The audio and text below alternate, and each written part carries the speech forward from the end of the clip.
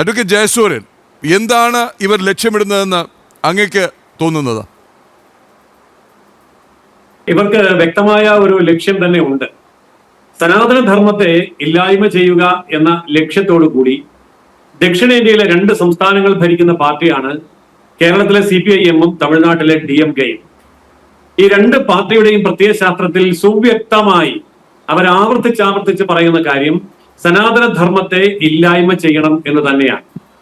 അതുകൊണ്ടാണ് ഈ 2 പാർട്ടികളും ഈ 2 സംസ്ഥാന മുഖ്യമന്ത്രിമാരും ഇതിന്റെ പിന്നിൽ അണിനിരക്കുന്നത്. അതോടൊപ്പം നമ്മൾ മനസ്സിലാക്കേണ്ട ഒരു വസ്തുതയുണ്ട്. ദേവസ്വം ബോർഡ്, അത് കേരളത്തിലാണെങ്കിലും തമിഴ്നാട്ടിലാണെങ്കിലും, ഈ ദേവസ്വം ബോർഡ് രൂപീകരിക്കപ്പെട്ടത് എന്തുകൊണ്ടാണ്? മറ്റ് മതങ്ങളിൽ നിന്ന് ദേവസ്വം ബോർഡിനുള്ള വ്യത്യാസം എന്താണ്? ഇപ്പോൾ ഇസ്ലാം മതത്തിലാണെങ്കിൽ അവർക്ക് വിവിധങ്ങളായിട്ടുള്ള ബോർഡുകളുണ്ട്. മദ്രസ ബോർഡുണ്ട്, മറ്റു പലതുമുണ്ട്. ക്രൈസ്തവ സഭകൾക്കും അതിൻ്റെതായ സംവിധാനങ്ങളുണ്ട്. പക്ഷേ സനാതന ധർമ്മത്തിന്റെ ഒരു പ്രത്യേകത, ഇത് ദേവാലയങ്ങളാണ് കൈകാര്യം ചെയ്യുന്നത്. യേശുക്രിസ്തു പള്ളിയിലല്ല വസിക്കുന്നത് എന്നുള്ളത് ക്രിസ്ത്യാനികൾ സമ്മതിക്കുന്നു, അവരങ്ങനെ വിശ്വസിക്കുന്നു. അതുപോലെ അള്ളാഹു വസിക്കുന്നത് പള്ളികളിലല്ല എന്ന് മുസ്ലിങ്ങൾ വിശ്വസിക്കുന്നു. അതുകൊണ്ട് മുസ്ലിങ്ങളെ സംബന്ധിച്ചും ക്രിസ്ത്യാനികളെ സംബന്ധിച്ചും അവരുടെ പള്ളികൾ എന്ന് പറയുന്നത് ആരാധനയ്ക്ക് വേണ്ടി ഒന്നിച്ചു കൂടുന്ന പരിശുദ്ധമായ ഒരു സ്ഥലം, അതാണ്. പക്ഷെ ക്ഷേത്രം എന്ന് പറഞ്ഞാൽ അത് ഈശ്വരൻ കുടികൊള്ളുകയാണ്. ദേവിയാണെങ്കിലും ദേവനാണെങ്കിലും അവിടെ വസിക്കുന്നു എന്നുള്ള വിശ്വാസമാണ് ഹിന്ദുവിനുള്ളത്. അവിടെ വസിക്കുന്നു എന്ന് പറയുമ്പോൾ അതിന് ആചാരാനുഷ്ഠാനങ്ങൾക്ക് വളരെയേറെ പ്രാധാന്യമുണ്ട്. ആ പ്രാധാന്യം നിലനിർത്തിക്കൊണ്ട് പ്രവർത്തിക്കുന്ന സംവിധാനമാണ് ഒരു ക്ഷേത്രം എന്ന് പറയുന്നത്. അപ്പോൾ ക്ഷേത്രവും മറ്റ് മതങ്ങളുടെ ആരാധനാലയങ്ങളും തമ്മിൽ വ്യത്യാസമുണ്ട്. അതുകൊണ്ടാണ് ക്ഷേത്രത്തിന് വേണ്ടിയുള്ള പ്രത്യേക ആചാരാനുഷ്ഠാനങ്ങൾ സമയബന്ധിതവും കൃത്യവും ശാസ്ത്രീയവുമായി നടപ്പാക്കുന്നതിന് വേണ്ടി ഈ രാജ്യത്ത് ദേവസ്വം ബോർഡുകൾ ഉണ്ടാവാൻ കാരണം. മറ്റൊരു കാരണം കൂടിയുണ്ട്. ഈ രാജ്യം എന്ന് പറയുന്നത് ഭൗതികമായി ദേവന് സമർപ്പിക്കപ്പെട്ട ഭൂമിയാണ്. ഭാരതത്തെക്കുറിച്ച് പറയുന്നത് ദേവഭൂമി എന്നാണ്. അത് കേവലം കവികൾ സങ്കല്പത്തിൽ പാടി വാഴ്ത്തുന്നതൊന്നുമല്ല. കന്യാകുമാരിയിലെ മുനമ്പിൽ മുതൽ മാനസ സരസ് വടക്കേ അറ്റം വരെ ഇന്ത്യയിലെ ഓരോ തരി മണ്ണും ഏതെങ്കിലും ഒരു ദേവന്റെ ഭൂമിയാണ്. അതായത് ഞാൻ ഈ പറയുന്നത് സങ്കല്പമല്ല. ആർക്കെങ്കിലും ഇക്കാര്യത്തിൽ സംശയമുണ്ടെങ്കിൽ നമ്മുടെയൊക്കെ വീടുകളിൽ ഇരിക്കുന്ന ആധാരത്തിന്റെ 100 കൊല്ലമോ 150 കൊല്ലമോ മുമ്പുള്ള മുന്നാധാരം എടുത്ത് പരിശോധിച്ചാൽ വളരെ വ്യക്തമായി അവിടെ എഴുതിയിട്ടുണ്ട് ഈ ഭൂമി ഇന്ന ദേവസ്വത്തിൻ്റെതാണ് എന്ന്. ഇന്നും നമുക്ക് വ്യക്തമായ സ്പഷ്ടമായ തെളിവാണ്. അതുകൊണ്ട് ഈ ഭാരതവർഷത്തിലെ ഓരോ തരി മണ്ണും അവിടുത്തെ സമ്പത്തും ദേവന് സമർപ്പിക്കപ്പെട്ടതാണ്, ദേവിക്ക് സമർപ്പിക്കപ്പെട്ടതാണ്. അതുകൊണ്ട് തന്നെ ഈ മഹത്തായ സമ്പത്ത് രാജ്യം ഏറ്റെടുക്കുമ്പോൾ, നമ്മൾ സ്വാതന്ത്ര്യം പ്രഖ്യാപിച്ച് ജനാധിപത്യത്തിലേക്ക് കടക്കുമ്പോൾ 1947 ആഗസ്റ്റ് 15 ശേഷം ഇങ്ങോട്ടുള്ള ഭരണരംഗത്ത് ഈ വലിയ സമ്പത്ത് ക്ഷേത്രങ്ങളിൽ നിന്നും ഏറ്റെടുത്തതാണ് എന്നുള്ളതിന് കൃത്യമായ എവിഡൻസ് ഉണ്ട്. അതുകൊണ്ടാണ് ആ ക്ഷേത്രങ്ങളെ സംരക്ഷിക്കേണ്ട ചുമതല, അവിടുത്തെ ധർമ്മത്തെ സംരക്ഷിക്കേണ്ട ചുമതല, ആചാരാനുഷ്ഠാനങ്ങളെ സംരക്ഷിക്കേണ്ട ചുമതല കൃത്യമായും ദേവസ്വം ബോർഡുകളിൽ നിക്ഷിപ്തമായത്. അതിന് പിന്നെ ഒത്തിരി നിയമവശങ്ങളൊക്കെ ഉണ്ട്. വിശ്വാസികളായ MLA-മാരായിരിക്കണം, അവരായിരിക്കണം ദേവസ്വം ബോർഡ് മെമ്പർമാരെ തെരഞ്ഞെടുക്കേണ്ടത് എന്ന് തുടങ്ങി നിരവധിയായ കാര്യങ്ങളുണ്ട്. വിസ്താര ഭയം കൊണ്ട് ഞാൻ അങ്ങോട്ടൊന്നും പോകുന്നില്ല. എന്നാൽ അങ്ങനെയുള്ള ദേവസ്വം ബോർഡിന്റെ ക്ഷേത്രങ്ങൾ അവിടെ ഏത് പ്രവർത്തനം നടത്തുമ്പോഴും നിയമസഭയല്ല തീരുമാനമെടുക്കേണ്ടത്, രാഷ്ട്രീയ പാർട്ടി അല്ല തീരുമാനമെടുക്കേണ്ടത്, മറിച്ച് അവിടുത്തെ വിശ്വാസ പ്രമാണങ്ങളുടെയും ആചാരാനുഷ്ഠാനങ്ങളുടെയും അവസാന വാക്കായിട്ടുള്ള തന്ത്രിമാരോട് ചോദിക്കണം. ഇവിടെ പമ്പ എന്ന് പറയുന്നത് അയ്യപ്പന്റെ പൂങ്കാവനമായ 18 മലകൾ ഉൾപ്പെടുന്ന പ്രദേശത്തിന് അകത്ത് നാം വരുന്ന ഒരു പ്രദേശമാണ് പമ്പ. പവിത്രമായ പമ്പ നദിയുടെ തീരപ്രദേശം പമ്പ പവിത്രമാണ്. അപ്പോൾ അവിടെ നടക്കപ്പെടുന്ന ഏതൊരു ചടങ്ങും എങ്ങനെ നടത്തണം, നടത്തേണ്ട ആവശ്യമുണ്ടോ, ഉണ്ടെങ്കിൽ അത് എങ്ങനെ നടക്കണം, ഇല്ലെങ്കിൽ വേണ്ട എന്ന അന്തിമമായ തീരുമാനം പറയേണ്ടത് ശബരിമല തന്ത്രിയാണ്. ആ തന്ത്രിയോട് അനുവാദം ചോദിച്ചിട്ടുണ്ടോ? ദേവസ്വം ബോർഡ് അല്ലെങ്കിൽ കേരള ഗവൺമെന്റ് ശബരിമല തന്ത്രിയോട് അനുവാദം ചോദിച്ചിട്ടുണ്ടോ? അതൊന്നാമത്തെ ചോദ്യം. രണ്ടാമത്തെ കാര്യം, നമ്മുടെയൊക്കെ ക്ഷേത്രങ്ങളിൽ നടക്കുന്ന വിവിധങ്ങളായ പൂജാക്രമങ്ങൾ, ആരാധനകൾ, ഉത്സവങ്ങൾ അല്ലെങ്കിൽ സപ്താഹങ്ങൾ, ഇങ്ങനെയൊക്കെയുള്ള നിരവധി കാര്യങ്ങളുണ്ട്. എത്ര ചെറുതാണെങ്കിലും എത്ര വലുതാണെങ്കിലും ഒരു ക്ഷേത്ര അനുബന്ധമായി നടക്കുന്ന ഏതൊരു കാര്യവും എപ്രകാരം ചെയ്യണമെന്ന് ആദ്യം ചോദിക്കേണ്ടത് ദേവനോടാണ് അല്ലെങ്കിൽ ദേവിയോടാണ്. ദേവപ്രശ്നം വെക്കുക എന്ന് പറയും. അങ്ങനെ ദേവപ്രശ്നം വെച്ചിട്ട് ചോദിക്കണം, ഇങ്ങനെ ഒരു സംഗമം പമ്പയിൽ നടത്താൻ അനുമതിയുണ്ടോ? അത് ഉചിതമാണോ? അത് വേണ്ടതാണോ ഇതും ചോദിച്ചിട്ടില്ല. ഇപ്പൊ തന്ത്രിയോട് ചോദിച്ചിട്ടില്ല, ദേവനോട് ചോദിച്ചിട്ടില്ല. അപ്പൊ വിശ്വാസ പ്രമാണങ്ങളെ സംരക്ഷിക്കാൻ വേണ്ടിയാണ്, പ്രചരിപ്പിക്കാൻ വേണ്ടിയാണ് എന്ന് പറയുന്നതിൽ തരുമ്പെങ്കിലും ആത്മാർത്ഥതയുണ്ടെങ്കിൽ ആദ്യമായിട്ട് തന്ത്രിയോട് ചോദിക്കണം, രണ്ടാമതായിട്ട് ദേവപ്രശ്നം വെക്കണം. ഇത് രണ്ടും ചെയ്തിട്ടില്ലല്ലോ. അപ്പോൾ ഇത് രണ്ടും ചെയ്യാതെ പാർട്ടി ഓഫീസിൽ ഇരുന്നു കൊണ്ട് തീരുമാനമെടുക്കുമ്പോൾ, ആ തീരുമാനമെടുത്ത് സംഗമം നടത്തുമ്പോൾ ആ സംഗമത്തിന്റെ ഉദ്ഘാടനത്തിന് ക്ഷണിച്ചതാരെയാണ്? തമിഴ്നാട് മുഖ്യമന്ത്രി സ്റ്റാലിൻ. എന്താണ് തമിഴ്നാട് മുഖ്യമന്ത്രി സ്റ്റാലിന്റെ പാരമ്പര്യം? DMK-യുടെ പാരമ്പര്യമാണ്. DMK-യുടെ പാരമ്പര്യം എന്താണ്?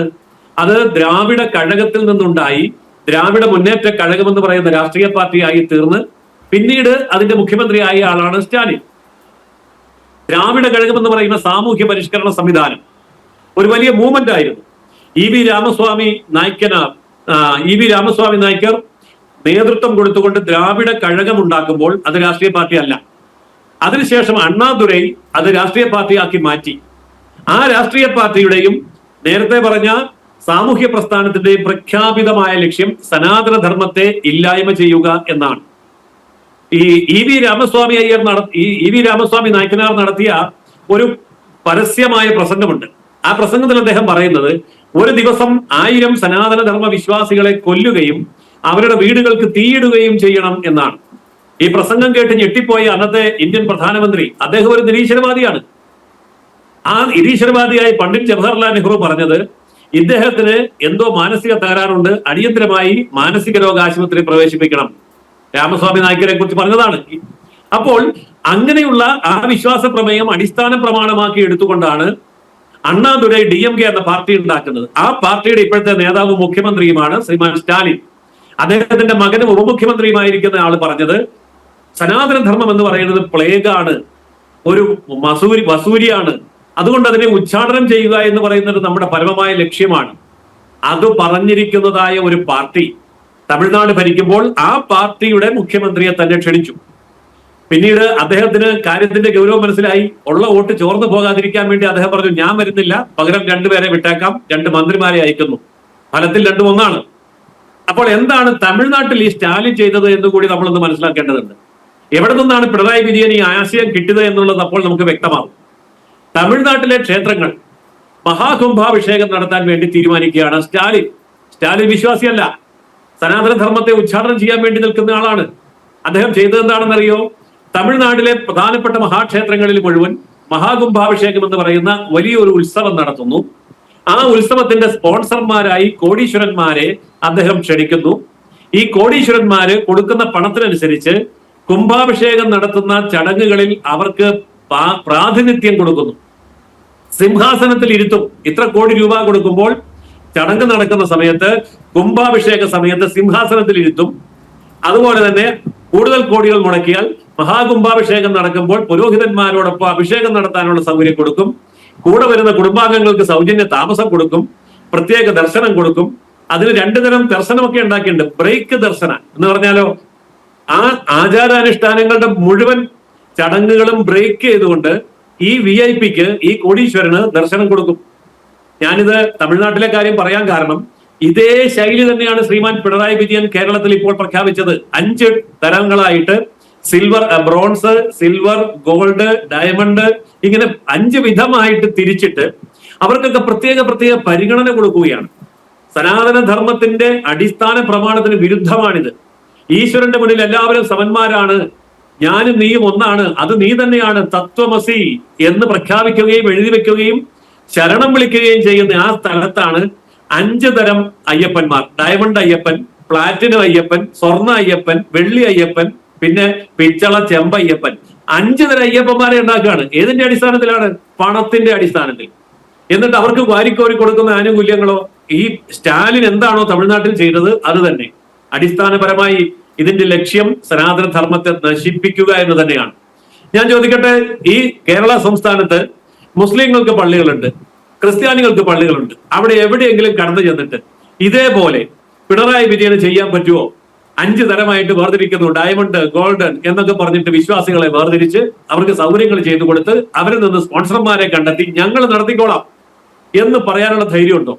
മതേതര ഗവൺമെന്റ് അല്ലേ, എല്ലാവരെയും ഒരുപോലെ കാണണ്ടേ? പക്ഷേ അവിടെ ഒന്നും കടന്നു ചെല്ലാൻ ധൈര്യമില്ല, അവിടെ ഒന്നും നിയന്ത്രണം ഏർപ്പെടുത്താൻ തയ്യാറില്ല. ഹിന്ദു ക്ഷേത്രത്തിൽ മാത്രം, അതും ലോകത്തെ ഏറ്റവും വലിയ തീർത്ഥാടന കേന്ദ്രമാണ് ഹിന്ദു ക്ഷേത്രമായിട്ടുള്ള ശബരിമല അയ്യപ്പ ക്ഷേത്രം എന്ന് പറയുമ്പോൾ നമ്മൾ മനസ്സിലാക്കേണ്ട ഒരു കാര്യം, 20 വർഷക്കാലം മെക്കയില് ദർശനം നടത്തുന്ന ആൾക്കാരാണ് ഒരു വർഷം, അതിന് തുല്യമായ ഭക്തജനങ്ങളാണ് ഒരൊറ്റ വർഷം കൊണ്ട് ശബരിമലയിൽ വരുന്നത്, വെറും 90 ദിവസത്തെ ഇടവേളയിൽ വരുന്നത്. അതുപോലെ 12 വർഷക്കാലം സെന്റ് പീറ്റേഴ്സ് ബസലിക്ക റോമില് പരിശുദ്ധ മാർപ്പാപ്പ ഇരിക്കുന്ന സ്ഥലത്ത് 12 വർഷക്കാലം എത്തുന്ന ഭക്തജനങ്ങളാണ് 90 ദിവസം കൊണ്ട് ശബരിമലയിൽ വരുന്നത്.